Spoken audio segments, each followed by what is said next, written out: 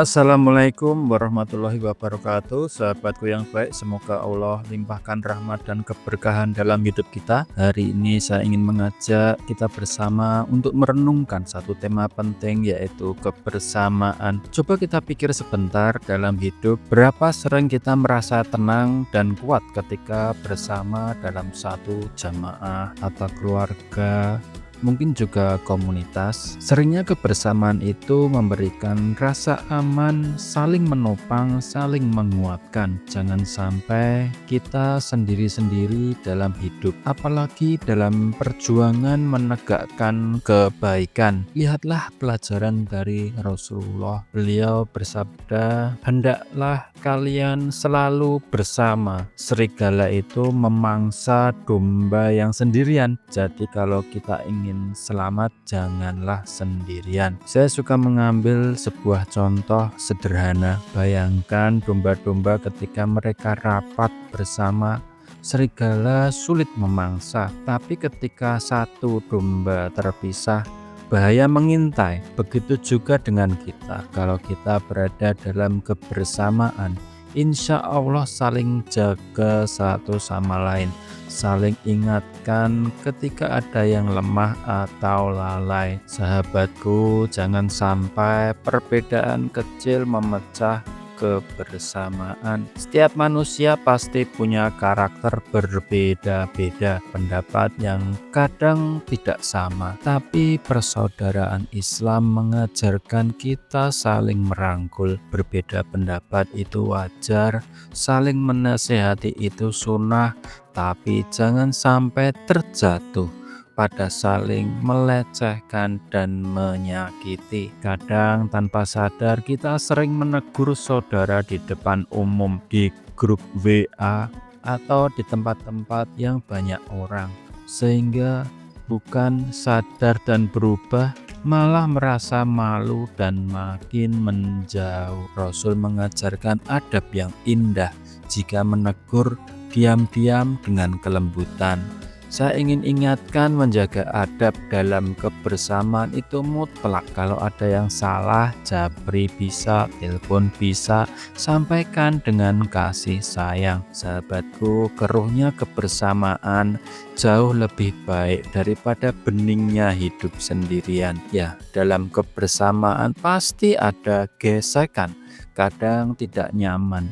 Tapi itulah proses pendewasaan hati, menjadi sabar, menerima kekurangan orang lain, dan introspeksi kekurangan kita sendiri. Jangan hanya mencari sahabat yang selalu membenarkan kita, tapi carilah jamaah, komunitas, keluarga yang berani menasihati dan menjadi cermin jujur bagi keimanan kita. Rasulullah juga sabar dalam kebersamaan.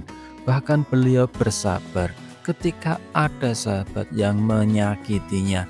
Itulah keteladanan, itulah kemuliaan akhlak. Mari kita melakukan refleksi.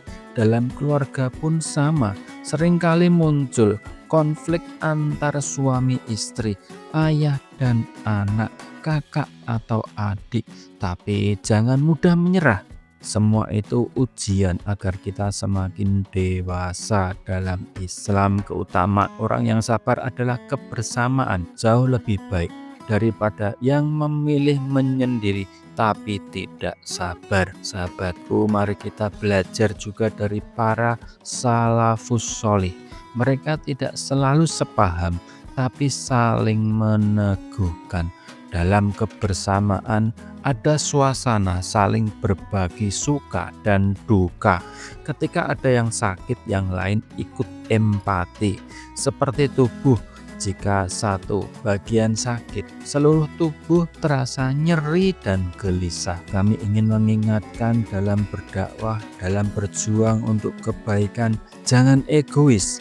Kadang kita merasa sudah cukup kuat sendiri, tapi ternyata kita saling membutuhkan saudara yang mau berjuang bersama. Islam itu agama jamaah, membutuhkan sinergi dan saling dukung. Dan sahabatku, niat dalam kebersamaan juga harus lurus ikut komunitas, bukan karena gengsi, bukan supaya kelihatan hebat, tapi karena ingin dicintai Allah, ingin bersama menuju ridho Allah. Jangan sampai kebersamaan tercoreng oleh niat yang salah. Kalau dalam kegiatan dakwah, sesekali support sesama, bantu saudara yang kesulitan. Jangan hanya sibuk dengan urusan sendiri. Kadang kita bisa menolong saudara dengan harta, waktu, bahkan sekedar doa yang tulus. Sudahkah kita menghadirkan sakinah di rumah kita? Kadang sakinah hilang karena kebiasaan begadang, sibuk dengan dunia maya daripada dunia nyata di keluarga. Mulailah menghadirkan ketenangan dengan tidur awal, bangun pagi, dan sholat subuh berjamaah. Jadikan rumah sebagai tempat bernaung, tempat nyaman berkumpul dengan keluarga. Jangan sampai tugas dakwah atau aktivitas sosial mengorbankan keluarga. Ingat, dalam Islam ada fardu ain dan fardu kifayah.